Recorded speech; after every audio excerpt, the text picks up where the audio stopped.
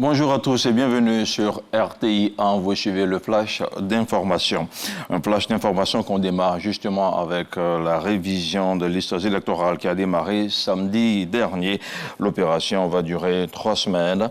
Il s'agit d'une étape importante en vue de la préparation de l'élection présidentielle d'octobre 2025. La liste compte actuellement près de 8,12 millions d'électeurs.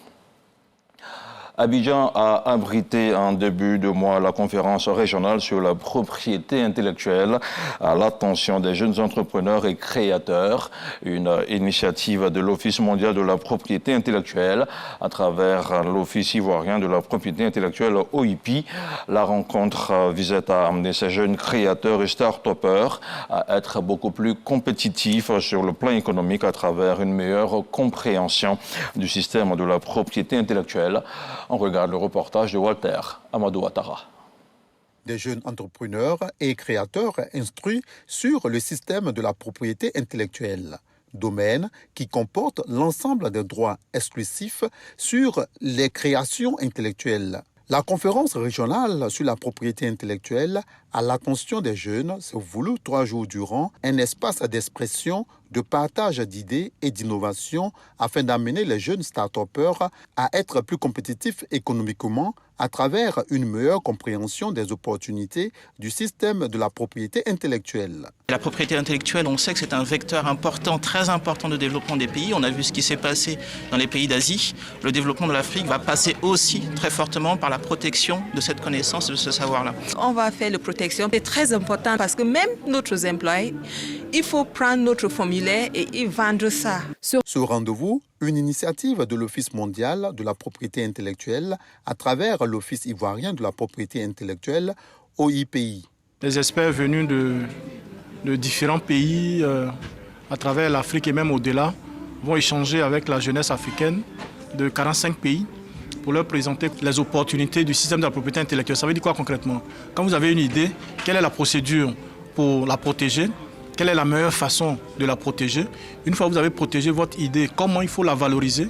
Mamadou Touré, ministre de la promotion de la jeunesse, de l'insertion professionnelle et du service civique, a relevé l'intérêt qu'accorde le gouvernement au système de la propriété intellectuelle en passe d'être un levier important de la transformation structurelle de l'économie ivoirienne. La Côte d'Ivoire ambitionne de devenir un pays à revenu intermédiaire de la tranche supérieure grâce à la transformation structurelle de l'économie par l'industrialisation à l'horizon 2030.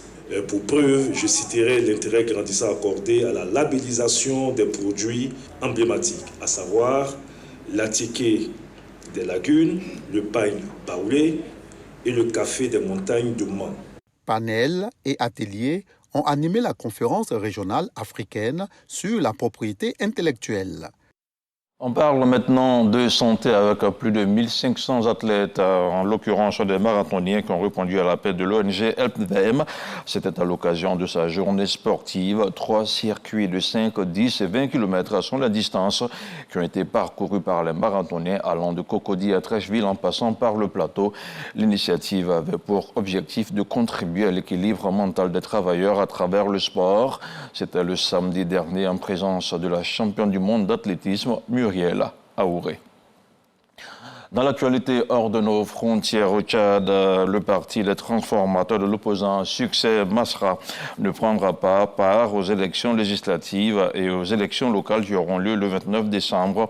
L'ancien Premier ministre et candidat à la présidentielle en a fait l'annonce lors d'une cérémonie de commémoration organisée à l'occasion du 2e anniversaire de la sanglante répression du Jeudi noir à N'Djamena hier dimanche. Le ministre des Affaires étrangères et porte-parole du gouvernement Abderrahmane Koulamala juge, lui, cette décision contre-productive. Hors du continent africain, en Turquie, le prédicateur Fethullah Gülen est décédé dans la nuit du dimanche au lundi 21 dans un hôpital aux États-Unis où il était exilé. L'information annoncée par des proches du prédicateur a été confirmée par la télévision publique turque, accusé par Ankara d'avoir fomenté une tentative de coup d'État contre le président Recep Tayyip Erdogan en juillet 2016. Il est devenu la bête noire de celui-ci, son ancien allié. Et puis on termine avec le Vietnam qui s'apprête à choisir un nouveau président. Après 3 années agitées, l'Assemblée nationale commence le processus de sélection du nouveau chef de l'État ce lundi 21 octobre, a indiqué un haut fonctionnaire après qu'une série de changements à la tête du pays a plongé le Vietnam dans une inhabituelle agitation politique. L'identité du nouveau président sera scrutée de très près alors que les luttes internes font rage au sein du parti depuis 2021. Et voilà, ça sera tout pour ce point de l'information. On se retrouve à 13h.